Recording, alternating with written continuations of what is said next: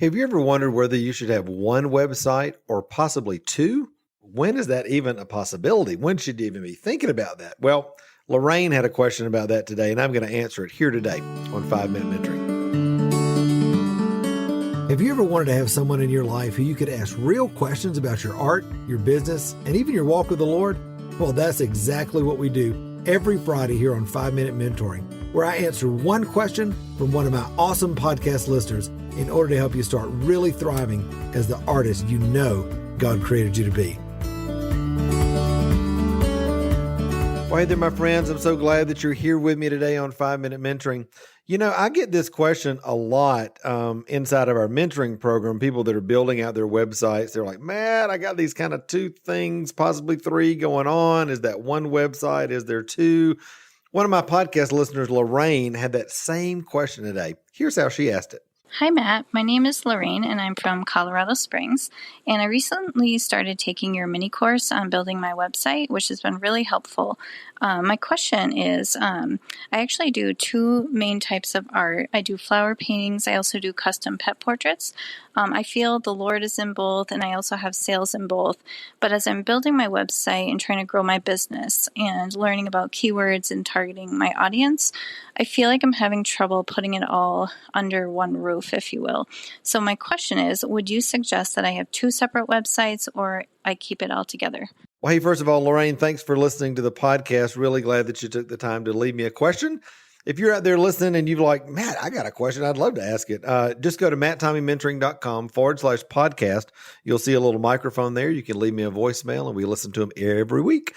And we'd love to consider yours. If it's a unique, brief question that you think Matt would be so interested in this, then definitely leave me a question and we'll consider it for one of our episodes. All right. So, Lorraine, first of all, thanks for grabbing that mini course on how to build your website. So glad to hear that is a blessing to you. Here's kind of my rule, all right, on whether you should have one website or two. If you're doing things that are related to your career as an artist, then I would say have one website. In your case, even though you're doing flowers and pet portraits, I would say that's all under the roof of you as the artist. And so I would say that's one website. Now, so when do you have two? Well, for me, let's take me, for example. I've got my artist website, which is matttommy.com. That's all my baskets, my woven sculpture, my classes that I'm doing for artists, all for other basket weavers, all that kind of stuff is under my public persona as an artist of matttommy.com. However, I have this whole other website, this whole other thing that I do, which is the podcast, my books, conferences, the mentoring program, that sort of thing. I'm serving artists in a completely different way that has nothing to do with my artwork per se. That's matttommymentoring.com. All right. So in that scenario, there's two completely different websites. All right. So I hope that kind of makes sense for you.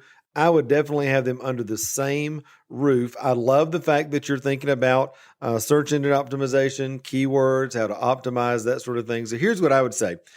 Your homepage is there to evoke a connection, to inspire, and to hopefully make people curious enough to click and continue the journey through other pages on your website. So what I would encourage is on that homepage, make sure that you're speaking to that aspirational desire that the client has when they're coming to your website. That is, what are they looking for? What problem are you trying to solve? What emotion are you trying to evoke in them? What problem are you trying to solve? What need are you trying to bring to the surface so that you can solve it through, what you do as an artist? And then give them a couple of options. So for you've got your fine artwork that you're doing with your floral work and that sort of thing. And then you've also got this real special uniqueness that you're doing through pet portraits. So I would have a couple of different doors on your homepage, both on your navigation and graphically, for people to be able to go into.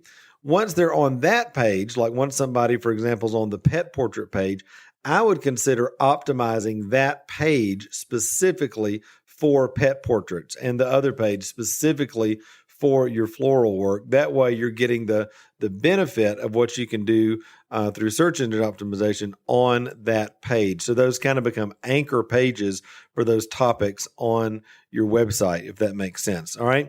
That's my strongest recommendation on that. I've done that again myself. If you were to go to matttommy.com and you were to look at my basket weaving classes page, for example, that has been a page that pulls a ton of traffic and is really highly ranked in Google because not a lot of other basket makers that teach classes know how to use search engine optimization. Evidently, they do now if they're listening to the podcast. But that's something that I optimized a lot of years ago, and I always show up on the first page when people are looking for basket weaving classes, but it lives within my main website. So that's kind of the example that I'm given with that as well. All right. So great question, guys. Again, if you're thinking one website or two, if it's within what you do as an artist, even though you may be painting different topics or different, scenes or different, even different styles in your work, and you're teaching classes, all the things like that, as long as it's under the umbrella of you as the artist, I would absolutely have that on one website. It's only when you begin to do kind of disparate things that really don't have anything to do with each other that you'd want to even consider having a second website. All right. Again, Lorraine, thanks for your question. Everybody, thanks for listening. I love you. I'm glad you're here every week with me. Remember, until next time, you were created to thrive. All right. Bye. Hey, my friend, before we go, I wanted to let you know it's still not too late to get your ticket for the Thriving Christian Artist Conference. There's no other conference for Christian artists in the world that helps you thrive spiritually, artistically, and in the business world. Listen, we're talking about all the things that you want to talk about: how to find your clients, how to grow on social media, how to overcome that stinking thinking that you've been dealing with and really thrive as the artist that God's called you to be. We're going to be talking about how to do things like license your art, how to run Facebook ads, how to build wealth with God, how to overcome all the striving that you may feel like you're trying to work through in your life and actually flow with the grace of God as you grow your art business. Listen, this is going to be such a practical, incredible weekend together. It's virtual. No matter where you are in the world, you can join. It's going to be 11 to 6. Friday and Saturday, March 5th and 6th, 2021, online via Zoom. Anybody can join. And yes, when you register, you get the replays. You'll have access to the recording. So even if you can't make it live, you can still have the recordings. All right. Listen, don't put this off any longer. Join us for the Thriving Christian Artist Conference. Click the link that's in the show notes, get your ticket, and make plans to join us now. All right. I hope to see you there. Bye.